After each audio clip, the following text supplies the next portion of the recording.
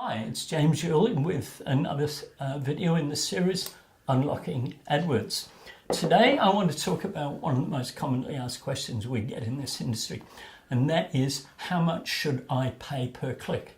And it's a really relevant question, but it's actually the wrong question. And I'd like to explain why, because you're thinking, why is that wrong?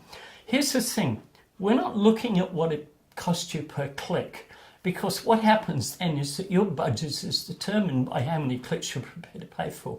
Instead, what we want to look at is how much you're prepared to pay to generate the client. So let's take a hypothetical case where what you're selling is worth $1,000, and you decide that you can afford 10% of that to get that client. Now, 10% of $1,000 is $100.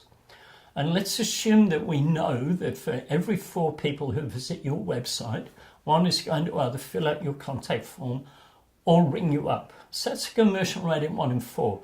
So that means that you're spending $25 to get that lead. So if it takes 5 people hitting your website to get 1 inquiry, that means if you've got $25 per inquiry, that you should be willing to pay about $5 per click, because the maths will follow through. So the most important thing for us to do is work out what the cost of client acquisition is, and it's going to vary from business to business too, because you may have several sales that you make in a sequence, which means the client's worth $5,000, $6,000 or $10,000. So we can look at the maths. We can set the KPIs, so we have the objective of getting the inquiry at a predetermined price.